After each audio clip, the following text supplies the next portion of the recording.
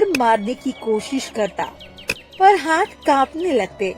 कुछ ही देर में वो ठंड से हार मानकर घुटनों के बल बैठ गया। उसकी सांसें तेज होने लगी, बर्फ उसके कंधों पर जमने लगी। आखिरकार वो थका हारा टूटा हुआ घर वापस लौटा। रीमा ने उसे देखते ही कहा, पिताजी आप ठीक तो हैं? लकड़ियां मिली क्या? किशोर ने निराश होकर कहा, नहीं बेटा, जंगल में गांव से कई गुना ज्यादा ठंड थी। ठंड ने शरीर को तोड़ दिया। लकड़ी काटना तो दूर, कुल्हाड़ी उठाना भी मुश्किल हो गया था। रीमा की आंखों में आंसू भर गए। अब हमारा क्या होगा पिताजी? घर में खाने को कुछ नहीं है। किशोर ने हिम्मत करते हुए कहा, मैं सेठ रघुनाथ से कुछ पैसे मांग लूंगा, शायद वो उधार दे दे। सेठ रघुनाथ? पिताजी वो तो बहुत क्रूर आदमी है जो उसका समय पे कर्ज नहीं चुका पाता। सेठ उसका घर और जमीन सब छीन लेता है। कई परिवार बर्बाद हुए हैं उसकी वजह से। बेटा, अब हमारे पास कोई और रास्ता भी तो नहीं है। किशोर मजबूरी में सेठ रघुनाथ के हवेली की ओर चल पड़ा। ठंड से कांपता हुआ उसके मन में उम्मीद और डर दोनों थे। किशोर जैसे तैसे सेठ रघुनाथ की हवेली के बड़े लोहे के दरवाजे तक पहुंचा। किशोर ने दरवाजा खटखटाया। कुछ देर बाद नौकर बाहर आया।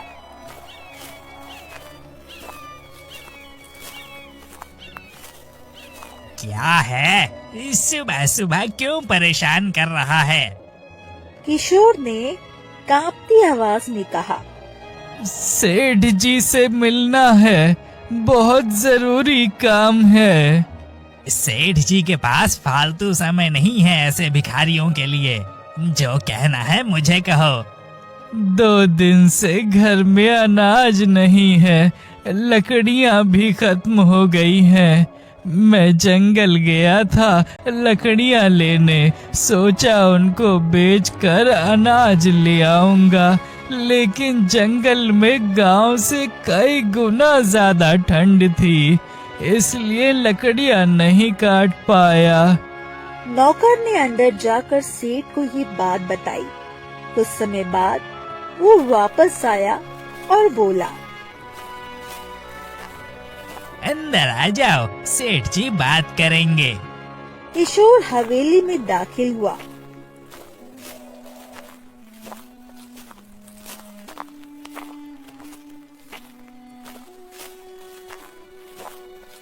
सेठ रघुनाथ एक बड़े सोफे पर बैठा था।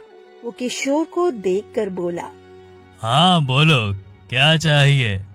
अरे जल्दी बताओ, मेरे पास तुम जैसे गरीबों के लिए समय नहीं है। किशोर ने विनम्र स्वर में कहा, सेठ जी, मेरी बेटी और मैं दोनों ठंड से परेशान हैं। घर में खाना नहीं है। कुछ पैसे या थोड़ा अनाज मिल जाता तो आपकी बड़ी कृपा होती। मैं आपका ऋण जल्दी ही चुका दूंगा। सेठ ने मुस्कुराते हुए पूछा, तुम्हारी बेटी कितनी उम्र की है? तो किशोर को सवाल अजीब लगा। सेठ जी, मेरी बेटी बस 14 वर्ष की है। अच्छा तो सुन, मैं तुझे 500 रुपए दूंगा और 1 बोरी अनाज, लेकिन बदले में एक काम करना होगा। कैसा काम सेठ जी, मुझे बताइए, मैं सब कर लूंगा। तुम्हारी बेटी को मेरी नौकरानी की मदद करनी होगी। बस खाना पकाना, झाड़ू पोछा और कुछ छोटे मोटे कामों में। किशोर का दिल थोड़ा डगमगाया। लेकिन सेठ जी, रीमा अभी बच्ची है, इतनी ठंड में। सेठ ने बीच में ही कहा, नहीं तो जाओ, मुझे और भी लोग मिल जाएंगे काम करवाने को। भीख मांगने आए हो तो शर्त मेरी चलेगी, ना कि तुम्हारी। किशोर कुछ पल खड़ा रहा। उसके भीतर दो आवाजें लड़ रही थी। एक पिता की जो बेटी को दुनिया की गंदगी से बचाना चाहता था, और दूसरा मजबूर इंसान जो जानता था घर में उसकी बच्ची भूखी बैठी है। आखिरकार उसने सिर झुका दिया। ठीक है सेठ जी, मैं बेटी से कह दूंगा। तुम तो बहुत समझदार निकले किशोर।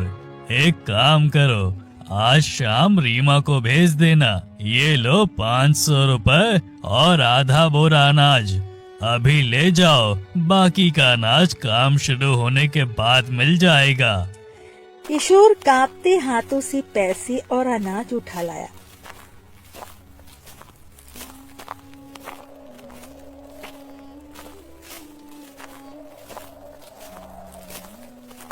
घर पहुंचने पर रीमा ने पूछा, पिताजी अनाज कहाँ से मिला?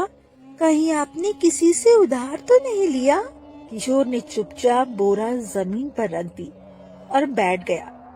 उसकी आंखों में शर्म और मजबूरी दोनों थी। रीमा ने दोबारा पूछा, पिताजी बताइए ना। किशोर की आंखों से आंसू गिर पड़े। बेटा, मैंने ये पैसे और अनाज सेठ रघुनाथ से लिए हैं। रीमा घबरा गई। पिताजी, आपने उनसे क्यों मांगा? वे बहुत बुरे आदमी हैं। क्या शर्त रखी है उन्होंने आपसे? उन्होंने कहा, आज शाम से तुम उसके घर जाकर काम करना शुरू कर दो। बस कुछ दिनों का काम है, खाना बनाना, झाड़ू पोछा। रीमा के चेहरे से जैसे खून सींच लिया गया हो। उसने धीरे से पूछा, पिताजी, आपने मेरी इज्जत दांव पर लगा दी। किशोर ससकते हुए बोला, बेटा मैं मजबूर था, घर में कुछ नहीं था। मुझे डर था कि कहीं तुम भूख से बीमार ना पड़ जाओ। मेरे पास और कोई रास्ता नहीं था। मेरी बच्ची, मुझे माफ कर दे। रीमा रोते हुए जमीन पर बैठ गई। पिताजी, मैं आपके लिए सब करूंगी, लेकिन सेठ एक गंदी नियत वाला आदमी है और वहाँ मैं बिल्कुल अकेली रहूंगी। मैंने जो किया मजबूरी में किया। अगर तुम नहीं जाना चाहती तो मैं मना कर दूंगा, चाहे हम दोनों भूखे मर जाएं। नहीं पिताजी, मैं जाऊंगी, आपके लिए जाऊंगी, हमारे घर के लिए जाऊंगी। लेकिन उसके दिल में एक डर चुभ रहा था, एक अनजाना काला डर। उधर दूसरी तरफ गांव में कड़कती ठंड और बढ़ती जा रही थी। हर दिन एक नई मौत की खबर आने लगी। कई बच्चे ठंड से बीमार होकर मर रहे थे। पशु बर्फ में जमे मिल रहे थे। ठंड अब इंसानों की हिम्मत को चीरने लगी थी। लोग अब दबी आवाज में एक ही बात कह रहे थे, तपस्वी बाबा की आत्मा नाराज है। कहानी अब करवट लेने वाली थी। शाम धीरे धीरे उतर रही थी। आसमान पर अंधेरा, धरती पर बर्फ और हवा में ऐसी ठंड जो हड्डियों तक चुभ जाए। बेटा, अगर कुछ भी गलत लगे बस भागकर घर आ जाना, सेठ जैसा भी हो, पर मैं तुम्हें किसी भी कीमत पर चोट नहीं पहुंचने दूंगा। पिताजी, आप चिंता मत करिए, मैं सिर्फ काम करूंगी और लौट आऊंगी, मुझे कुछ नहीं होगा। लेकिन उसके चेहरे पर जो डर था उसे वो खुद भी छिपा नहीं पा रही थी। रीमा जैसे ही हवेली के बाहर पहुंची, उसके पैरों ने खुद ब खुद रफ्तार धीमी कर ली। उसे हवेली दूर से ही एक डरावनी साई की तरह दिख रही थी। ऊंची दीवारें, बड़ी लकड़ी के दरवाजे और अजीब सी खामोशी। अंदर कदम रखते ही हवेली की गर्मी ने उसे कुछ राहत दी, लेकिन उसकी सांसें अब भी डर से थरथरा रही थी। एक बूढ़ी नौकरानी पास आई और बोली, क्या तुम ही किशोर की बेटी हो? रीमा ने सिर हिलाया। नौकरानी ने उसे ऊपर नीचे देखा और फिर बोली, चलो बहुत काम है बेटा। रीमा उसके पीछे पीछे चल दी। वो हवेली के एक बड़े से कमरे में उसे ले गई, जहाँ सेठ रघुनाथ शराब पी रहा था। सेठ ने उसे देखते ही अपनी नजर धीमे धीमे उसके चेहरे से पैरों तक घुमाई। एक ऐसी नजर जिसने रीमा को भीतर तक कांपने पर मजबूर कर दिया। आ गई तुम, बहुत अच्छा। अब से तुम मेरी हवेली में काम करोगी। रीमा शांत खड़ी रही। सेठ ने नौकरानी की तरफ देखा और बोला, इसे काम समझा देना, और हाँ, अगर कोई काम को मना करे तो मुझे बताना। नौकरानी ने सिर हिलाया और रीमा को रसोई में ले जाने लगी। रसोई पहले से ही गर्म थी। चूल्हे पर बर्तन चढ़े थे। नौकरानी ने बिना भाव के कहा, सब कुछ साफ करो, बर्तन धो, सब्जियां काटो, खाना बनाओ। तेरी उम्र की लड़कियां यहाँ सालों से काम कर रही है, तू भी आदत डाल ले।